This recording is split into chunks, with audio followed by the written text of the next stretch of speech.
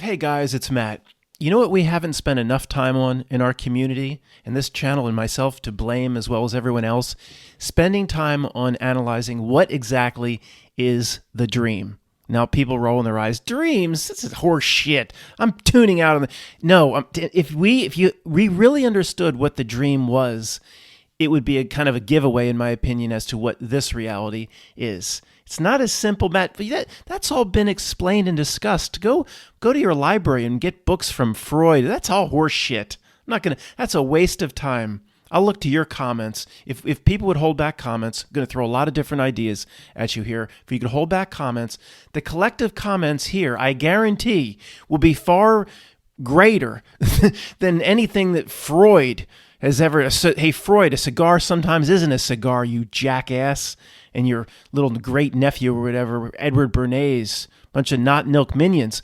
No, that's all horse shit. Probably all meant to mislead us, take us in the wrong direction. As we examine reality and move through time, you know what I'm going to say? To me, it gets simpler and simpler and simpler. And I don't believe it's like a cop-out because the complicated can't be figured out. I think the complicated is a ruse. It tries to get your attention. For example, the dream environment. To me, it's like it's as simple as above, so below. So when you're in the dream, you believe that's you. You believe it's real. Actually, we're going to talk about something that might kind of blow your mind, or it blew my mind when I was thinking about this, that if you could talk to yourself in the dream, you will say, there will be a death for you.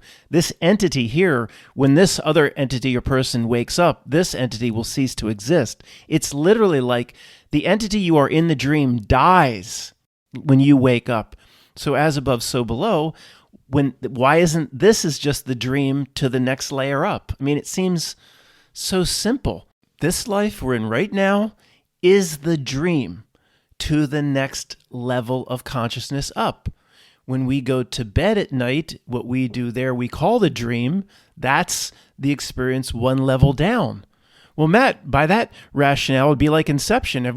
We should be able to dream inside the dream, and then there's another layer. I don't know. Is that maybe that's kind of what Inception was saying? I don't remember going to sleep in my damn dream and then having another dream. That Inception weird shit, a dream inside a dream inside a dream. I can't speak to that. But it's like the dream, I think whatever the scientific explanations are, as usual, it's a bunch of horse shit. When there's still these brain neuroscientists are still talking about the brain forming consciousness. I told you about a year and a half ago, I listened to a few lectures. Oh, this is a leading neuroscientist on the brain and consciousness. And let's see what they're saying in 2022 or whenever I looked at this, or early this year in 2023. Surely they're not limiting consciousness to what this mushy mashed potatoes thing between the ears, between the temples. And I was like, oh my God, whether it was a TED Talk or a YouTube video, these leading neuroscientists with their PhD degrees from Harvard, Yale, Cambridge, Oxford, University of Phoenix Online, was it Vince Vaughn in The Internship called it the Harvard of the West in his online interview with Google. Remember that? They're all, whether it be one of these super PhDs, they still believe that consciousness is limited to what the brain is doing. I said, oh my God, they're still believing this. And these people are supposed to be smart. I'd love to be in the audience for one of these TED Talks. Like, you got your hand up in the back there? You're wearing a frayed sweatshirt. Okay, let him speak. Let him. Well, sir, why wouldn't you believe that there's a part of us that's somewhere else, that consciousness is perhaps the brain is a transmitter or like a walkie-talkie that helps the interface between, say, the aspect of us that might not be here, participate in this game here and play it like a first-person shooter video game on a PlayStation? Why do you think does the person in the first-person shooter in the PlayStation think that they're in the PlayStation? See, that can't you be now, I might be wrong, sir, but you're a leading neuroscientist and you never think outside the box. How much did you pay for your education, sir? You need your money back. Get him out of here. As I'm being dragged out. Audience, don't listen to him. Consciousness is not just derived from that sack of mashed potatoes between your ears. It comes from somewhere else. And then they handcuff me. I can't make bail. So going back to talk about the dream environment, one of my biggest frustration dreams, because I worked too hard in high school and college to get good grades, all these summa cum laude, good grades, dean's list. What did it get me? Assistant manager for electronics shop that was put out of business by Circuit City. All that for that. Couldn't even get a date. He said, "What do you do?" "I'm an assistant manager, electronics shop, and people come in and bitch about broken camcorders." "Miss, you were just talking to me." Walk right away. You get nothing based on what I couldn't afford a car anyway. So that's what I got for putting all that time and effort in. So I still have the frustration dreams for me are the ones where I'm in a class. I know it's like at the end of The Waking Life, the guy says, the pinball guys, like, nothing's more boring than when somebody tries to explain a dream to you that's so amazing to them, but you don't give a shit. Also, I'll keep it under 30 seconds. I'm in a class and it's the frustration dream because I worked hard to get good grades and I realize I haven't even bought the book. I haven't read a chapter. At any moment, the test is going to come. So, okay, we've all had that. But that entity, okay, when I'm in that dream, I believe that is me. Okay, this is obviously the greater point. It's a very simple point of the as above, so below. I believe that is me. Now, the alarm goes off, whatever, I wake up, and then what happens? That lower scenario, that lower level just makes sense. It's that simple. When we die here, it'll likely just make sense. Well, Matt, you didn't give your allegiance to this God. I don't think any of that matters. I think it'll all just make sense. Matt, that's the ultimate simpleton cop-out of all time. Well, what have you ever had your IQ tested, sir? It's very low if that's all you can come up with. It'll just make sense. You can make it more complicated if you want. It'll all just make sense. And then guess what? By that same rationale, that experience could be a fractal of another and of another and of another, and who knows how many more. Up until original source, maybe. Maybe that's how it works. But Matt, even you've talked about in some of your dreams, it just doesn't make sense. You'll be eating a bowl of cereal, then a dog will run through, try to chase you, then you'll just get on a bus. You'll say, "Is this the bus to Disneyland?" And then one scenario will flow into the next, and nothing really makes sense. It's just totally bizarre. Well, what makes you believe, I don't know who I'm arguing with here, that maybe when we get to that next structural layer up, more towards the pure spirit or whatever, I don't know how to describe it at this point, maybe we look back at this and it looks just as disjointed, just as strange as the dream experience seems to this level up. So we die, go into the next level. Oh, what that was, that earth experience, that just makes sense. You know immediately what it was, and you can immediately put it into context. And you could look back and say, wow, that dream I had, there was this thing called earth. It could appear just as strange in terms of carrying forth the same ratio as the dream you had last night has to you now.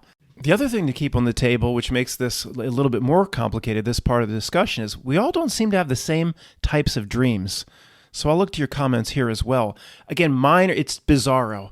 I'll be on an airplane, and then a door will open, and I'll find myself thrown out, and I'll land, and then a dog will run by, and then it's just literally bizarro all over the place. Yes, I might be in a classroom and stressed that the teacher at any time is about to deliver a test, but then I'll find myself complete in a different situation just 5 or 10 minutes later that didn't relate to the other situation. It is all over the place mess. It seems like a lot of us do not have the same types of dreams. We could probably use that as a little bit of information to help us figure out reality as well. But, again, I'm not saying this life that we're in now is that strange, but the ratio or how strange it appears to the next level looking down could be the same as how strange the dream in bed last night looks to us now. The ratio, or I don't know any other way of saying it, could be the same, or the jump between layers. Not saying that this life is literally as bizarro as my dream, just the way it seems looking back, if that makes any sense. And I don't blame if it doesn't, because I didn't even understand what I said myself. Now, I alluded to this earlier, but the most fascinating part of this discussion, I think, is this part. Let me jump into it right now. When you're in your dream, let's start with the absolute basics. Do you believe it's you? Well, in a way, sure, you believe it's you. I'm worried about the test, or well, that dog is going to chase me. Yeah, you believe it's you. That entity exists, you could say, on its own. Okay, so is it lucid? Well, lucid in this context only means a recognition that this reality exists. Okay, that's really the only thing that lucid means. It's that, wait a second, there's a whole nother reality. We're becoming kind of lucid now that there is another reality after this. Again, it's just the same old simple as above, so below to me. Fractal, very simple stuff. Death, nothing to be concerned about. But anyway, we'll talk about that later. So let's just say, I don't know, somebody can talk to me in my dream. And I'm in that classroom. Oh, I haven't even read the first chapter. And somebody says, hey, bub, like Lefty in Sesame Street, in the dream. Now, again, I'm in the dream here. I'm not what you would call lucid. I'm believing the dream experience, but I'm really me sleeping in my bed. Hey, bud, psst, hit Lefty, psst. You're in a dream. Okay, but what that means, okay, yeah, I've heard all this before. I've seen the movies Inception. But what this means is when that other aspect of you wakes up, you're going to die. Now that doesn't make any sense to those really listening. What do you mean die? I mean, we all, since it's all put in perfect context when we wake up, it's no big deal. But to the entity, the literally entity that Lefty's talking to in the classroom, having the dream, said this, what you know of as you will be gone when that person wakes up, whenever it may be, or when that other aspect of you wakes up. So you're sitting here in your dream. It's true. It is, to me, it may be no different than death, or it is a death, not even a sort of death. It's death. It's like, okay, what I am here, this consciousness in this place, in this body, the dream environment, we believe it's real. It dies, literally. The existence of that aspect is gone forever whenever the other aspect wakes up. Well, why would I think that this is any different? And because it all just makes such perfect sense, and it's all so natural. Like I've pondered this before, or people have wondered about this before. Where okay, if I'm an aspect, we're such individuals here. We want to hold on to our own aspect of our own existence, our own individualism. So even when what's discussed is you're just a part of what's called higher self, or the greater spiritual you, or whatever dumb name people assign to it, like oversoul or whatever. That sounds dark, like a Death Star or something, Darth Vader related, oversoul. But okay, you die, you're melded back in to higher self, or however Tony might say, eventually we will get there. It might take a lot of trials and tribulations, but we don't like to really hear that. It's like, well, wait a second, who I am here, I lose forever. I don't want to lose who I am forever. This is a environment or reality system to be the individual. It's like, well, if I'm melding back into something else, I will lose what I am now. It will cease to exist. To cease to exist is the biggest fear associated with this earth experience.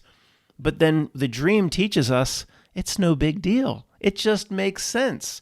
Do you cry for hours and hours in the morning over your coffee and your buttered toast or whatever, your muffin? Because the entities that were in your dream, which was like you're the higher self to them, they died. they died. And they no longer exist. You thought they exist, but then the dream is over. And is that what Van Halen was actually singing about? Maybe. You don't cry over it. It just makes sense, right? It's just all natural. It's just that's what's going to happen when we die. Matt, don't you know the archonic beings will come in and try to put you back in a body? Like, I don't think maybe they might do that to some people or whatever, but we've done too much work here.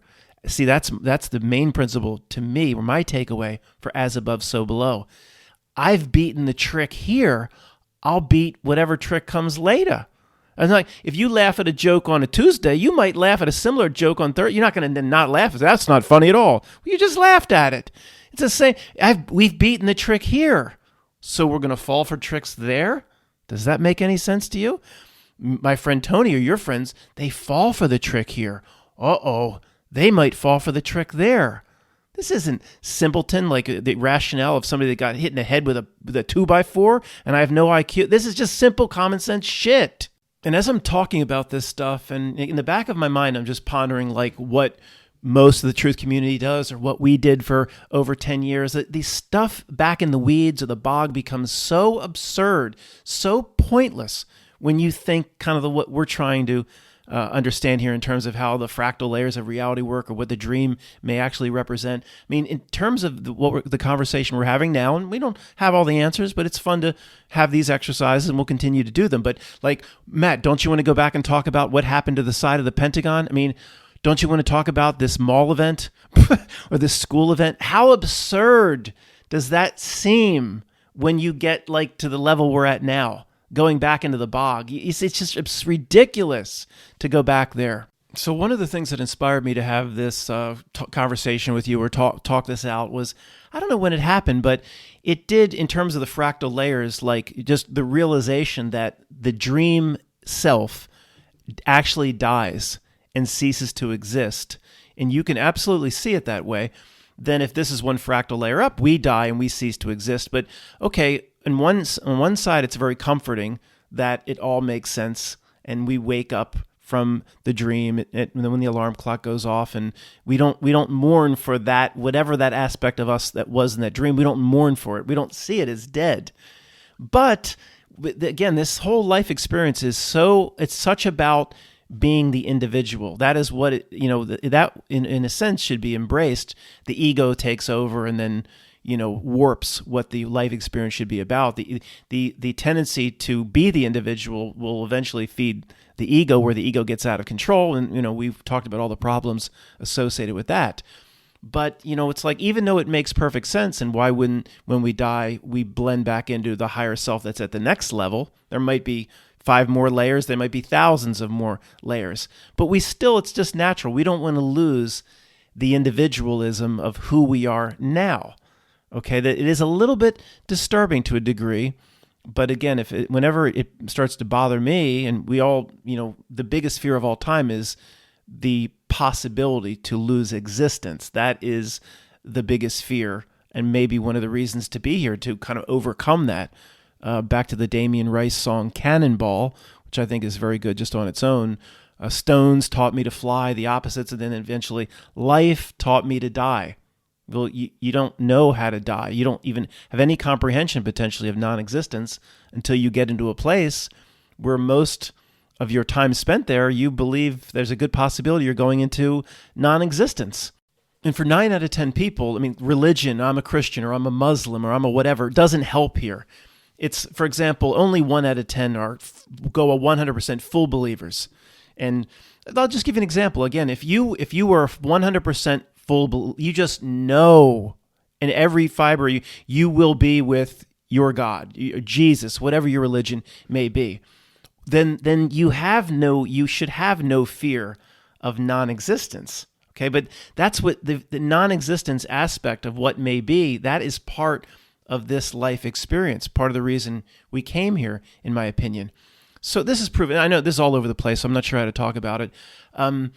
Let's just say, okay, I can't speak to the exact mindset of a Muslim or a Buddhist. I don't know them, okay? I've been around Christians my entire life, mostly Catholics. So that's, that is the more common religion that's down my block here. That's why we keep using that, but I want to make sure this applies to all religions and faiths.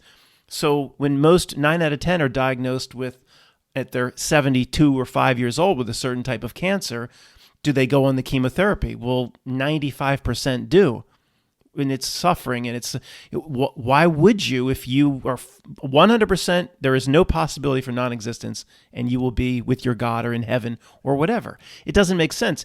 If you're doing I know maybe they have little grandkids and they want to, but for the most people, almost everybody will still do the 5 years of horrible chemo. Not when they're 25 to make it to 30, to something that will go 50 years into remission, just to extend life when they're in their 70s or 80s. Almost everybody will do it. But they'll call themselves religious, or they call themselves, they call themselves a Kaiserblade, they call themselves a Sling Blade, they call themselves a Christian. Well, okay, they're not, then don't at least admit you're not fully there. You're like, well, I really believe this, but the aspect that non-existence creeps in, of course, so they wouldn't do the 5 years of horrible chemo. They might call themselves religious or of a certain religion, but they're not all the way there, of course. So why do, I guess I'm being repetitive, and you understand, I hope, what I'm saying. Why do the 5 years of torture? 100% you're going to be with your God. Well, say, I'm not doing the chemo, and I'll pass, and I'll see all you family and friends, I'll see all from the perspective of out of here. I'll see all in 5 minutes after me, or 5 seconds after me. But the fear of non-existence is one of the main reasons I think we came here. Life taught me to die. Well, how do you learn about death from a spiritual perspective? How do you learn about death or the possibility of non-existence before you got here? You have to go into a place where you believe that non-existence is maybe not just possible, though some would say probable if you're the atheist, 100%. If you're the atheist, you're 100% committed to your own non-existence. And isn't that an admirable quality? But Matt, by this rationale, if this life, or one of the main purposes of this life is to actually, life taught me to die, to experience the possibility of the end of existence, that there will be no more of you, and to actually maybe have that fear or overcome that fear, if that's one of the main purposes of life, then the atheist might be at the top of the class. The atheist may be the valedictorian, the salutatorian of the class. They're completely committed to non-existence. That might be the reason we're here. Everybody else is not going the whole way, holding on to a false hope for this God or this religion or even higher self, and trying to make everybody feel better. You're trying to sing Kumbaya and saying, I'm just going to merge back with my higher self, like waking up from a dream. It all makes sense. Matt, if the main reason, or one of the main reasons for being or coming into this reality system, is to understand non-existence, then the atheist, again, that is the only one getting the A grade. And all of us are trying to make ourselves feel better. Oh no, we have to do summer school potentially. Hey, anything's possible, guys. Summer school or repeat the grade.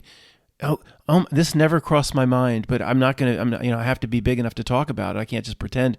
The atheist may be at the top of the class. The no consequences people would say the atheist could have full belief, Matt. This isn't where I am right now. I'm just, again, all are welcome. All viewpoints are welcome here. I have to represent all different aspects of the podiums, because there's nobody at the podiums. I'm trying to play all the different parts and the great debaters here.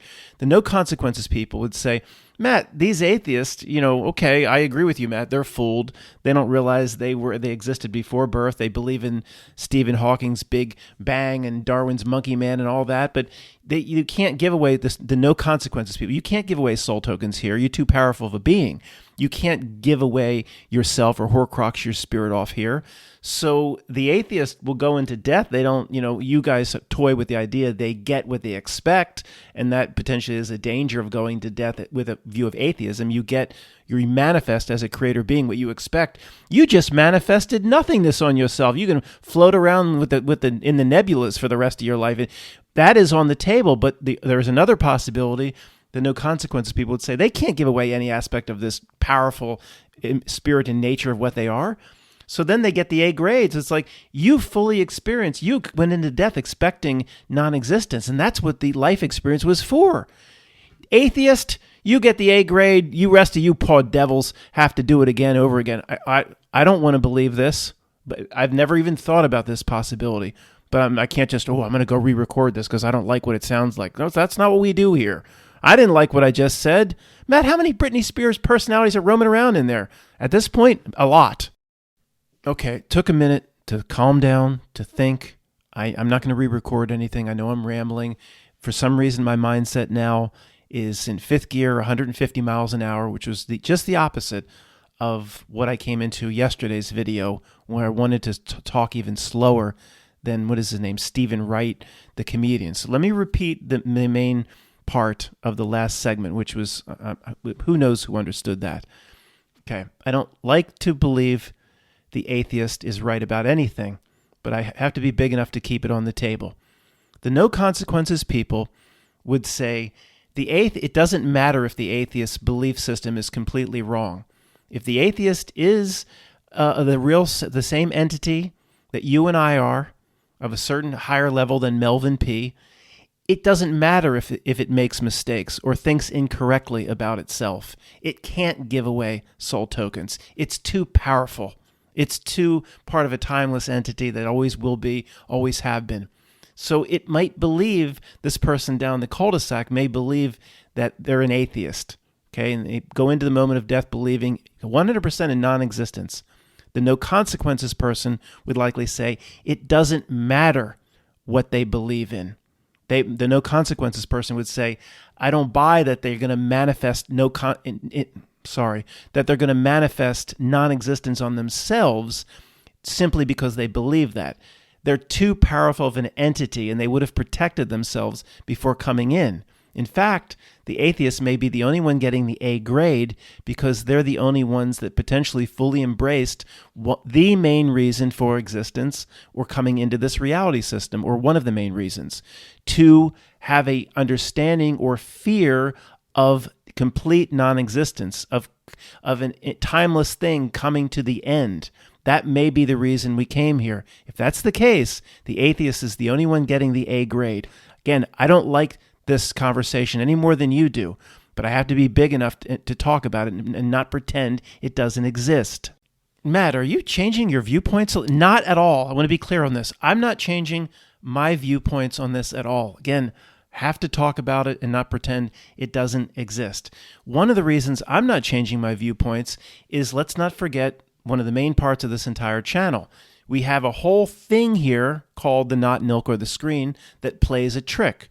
What is the purpose of the trick? Why do the minions, it's minions like Melvin P., why do they try to execute the trick in so many different places? So we can't forget the baseline or the reason for being for this entire channel. Everything we talk about has to be discussed in view of how does that relate to the trick that the dark part or the asshole dark is laying down in reality. So let's back up and do it right here.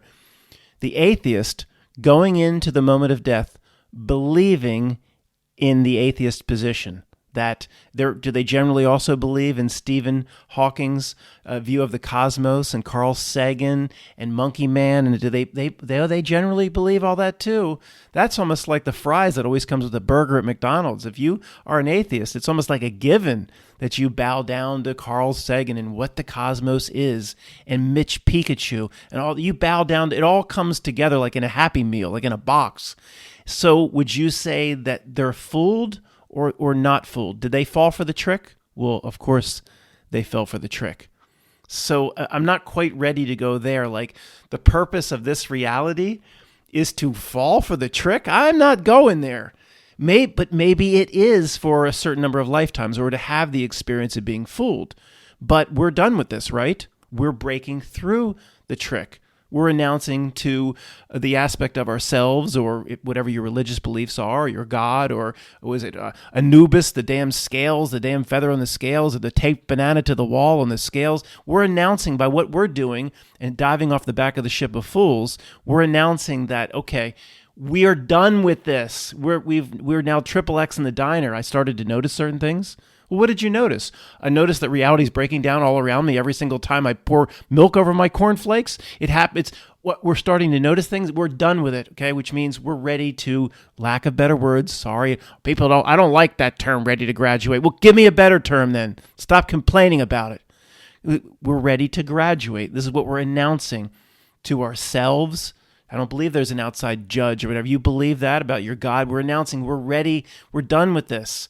But maybe we were here for a while to be fooled, or even if it's just in one lifetime. I think in the last chapter I just said, in order for this whole reality to work, we need to be fooled for 3-4 decades or so. I continuously over time come a little bit closer each month or each year towards the no consequences people, because it doesn't really make sense that you're part of a timeless entity that's always existed and always will exist. You decided to go in, as Bill depicts in his posters, as a person walks through the big top into the earth experience. Maybe I'll try to find that poster or one of those related posters for this presentation. If not, I'll show it to you again soon if I can't find it right away. So we're going to risk everything before we go in, saying, if you can go into the earth big top, or you're part of an entity that always has existed, and we don't have any way of discussing that other than say trillions and trillions of years. But if you fall for the trick in one lifetime and you become, say, an atheist, then you're going to get what you expect to get at death. You're just going to dissolve yourself into the Pope's abyss. Does that make any sense? Something so powerful, there wouldn't be any backups, any safeguards. I mean, even when back in the electronics store, when somebody bought the damn camcorder, at least it was 90 days warranty, service and parts. 90 days, service and parts. Means they would service it for 90 days and all the parts were free. But they'd bring these camcorders back mysteriously and magically on day 95 or day 100. and they'd put all their money into it. These were just like from the coal regions up Reading, Pennsylvania. So we're living here in Allentown, and they're closing all the factories down. This is basically where it wasn't Allentown, it's that area, the old coal country of Pennsylvania. And these people, they'd come in with their 4 kids, and they'd have all their money put in this camcorder, which was broken, and then they just bitch and complain to me about it. So again, guys, this topic comes up every few months. Are we potentially not doing what our higher selves wants us to do? I think I remember talking about this somewhat recently. We think, oh, we're seeing through the trick. We're doing all this wonderful stuff for our higher selves. We might be doing not what it wants us doing. Look at these malcontents down here. Matt was supposed to live a life of ignorance and stay in this insurance company and be, I don't know. Well, how did he break through and see the trick? I don't know how he broke the trick, but he's off the reservation down here. He's not doing what we need from. Tony would say that the higher self does have dummies incarnated. Tommy, the blind, what is it, Tommy, the pinball wizard, the blind, deaf, and dumb kid. That not everybody is supposed to break the mold of reality and break through the trick. And even though I ponder this from time to time, just like before, I'm not changing my core belief set. I don't really believe I'm doing something anti of what my other aspect of me that's not here would want me to do, or I'm off reservation. I don't believe that. I'm just floating it as a possibility. But maybe when an aspect breaks through the trick or breaks through the script, that, at some point, Tony talked about a higher self being done with that Earth reality system or being done with that particular game. It can't go on forever. Maybe maybe it takes more than one incarnation. Maybe it just takes one aspect, like you or me, to break through, to see the trick, to not fall for it. Maybe like breaking the game. It's like, okay, the higher self goes, well, we had somebody go off reservation. We have somebody that's not blind, the Tommy, the blind, deaf, and dumb kid, and so this game is over for us. And that's ultimately what we're trying to do. We are trying to, in a way, break the game. Earlier, I was talking about dreams. One aspect I was thinking I wanted to talk about, but I didn't remember it till just now, is how the dream environment can produce way more detail than what just the brain or what the regular consciousness can even produce. And I've noticed this a lot over the last few years. So if somebody said to me, picture the most ornate castle that you can picture right now, Matt, in the waking world. Something that would be in the Grand Place of, Brussels, Belgium, or something like that. And okay, I'm picturing it now. It's real fuzzy. I don't see any details. I'm trying. But okay, I have details over the double castle doors, but then, it's fading. It's just not that. But in the dream, and I've woken up several times in the last year from a dream where the detail was so minute, it was so perfect. I thought upon waking, there's no way that without some assistance, I don't know how to say this, my regular mind could produce this sort of detail, because I can't just think about it in the waking world and produce the same detail. It's all vague and fuzzy. And again, the neuroscientists are so limited in the way they think that consciousness must come from the brain, and then dreams, of course, must entirely be generated by the brain. Well, then neuroscientists, how can I produce 1,000 times more detail in the dream? And where does that even come from? Like the me that's wandering around the dream, how am I creating the dream environment? There is some things that just keep taking me back to the movie Inception. How am I creating the dream environment and living the dream from a first-person perspective at the same time? I mean, there's just no way the brain, whatever is behind the skull, between the ears, can do this. I don't know. I don't have the answers. But I do know for a fact that the neuroscientist eggheads, they're wrong. It can't possibly be limited to the brain in between the ears. And then you get into all other sorts of abilities, telekinesis, ESP, second sight. Maybe that's all the same thing. I don't know. But and these people, you and me are struggling, right? And these people are making their $2 million at Harvard, and then they have dinner parties with little pigs in blankets, and they're asked for interviews. These dummies that don't know a damn thing about how reality works. We're wrong sometimes, but I assure you we're closer than these Harvard, Yale, Cambridge, and Oxford eggheads. We know it's an immutable rule of this place. If the not milk puts someone on a stage on a TED Talk, for example. It presents them in any area that's really super important to existence and reality, maybe about gardening or how to raise shrubs and plants. Or that, okay, that's maybe different. I'm not saying it's all nefarious, but something like, where does consciousness come from? If the Not Milk is pushing experts to the forefront, like the dumb TED Talks keep coming to mind, then we either know the answer is the opposite, or at least what they're saying is wrong. It's that simple in terms of the areas that are just vital to understanding soul, spirit, where we came from, who we are, all that. Again, if somebody's giving a TED Talk about planting fall shrubs, then it's okay, fine. That's probably, I'm not saying to do the opposite of that and plant cinder blocks in the ground instead of the bulbs, or it's the areas that the Not Milk will always try to hide away from real people. So as you could see, I'm not against attending the TED Talk. Let's say I'm going to attend one now. The crowd noises, people get it. Simmer down now, simmer down now. Crowd is getting hush. Here comes, and the person next to me is all excited to see the presentation. I came in by myself, and they turned to me. Won't it be wonderful when Professor Marvel comes out and gives his presentation on consciousness? And I turn back and say, well, it will be in a way, but I don't expect to be here more than 5 minutes. What? You're only going to be here 5 minutes. Well, you'll miss most of Professor Marvel's speech. Well, I just need to get an idea of what he's saying in general about consciousness. You see, then I know the opposite is true. Then I can leave. Then I know. What did you call him? Professor Marvel's. When Professor Marvel comes out to talk about consciousness, you see, I know that can't possibly be true. I take the opposite. I learn something. My $40 that I paid for this ticket wasn't wasted, and then I can get the hell out of here. Person would look over at me like I'm crazy, maybe have me removed. Matt, did you ever think it might catch on someday? And regarding the important topics related to existence and who we are and where we came from, it might actually start delivering the real truth, and then you'll be fooled into taking the opposite, and then you'll end up where it wanted you to be in the first place. I don't worry about that, because you know what? I believe I'll be able to see through that trick, as I can see through all of its tricks at this point. I don't know if is there one thing, guys, I'd like to know. We'll do a whole video on this. Where is Matt still fooled? It's not just me. I'm no genius. It's so easy to see at this point. All of reality's broken down.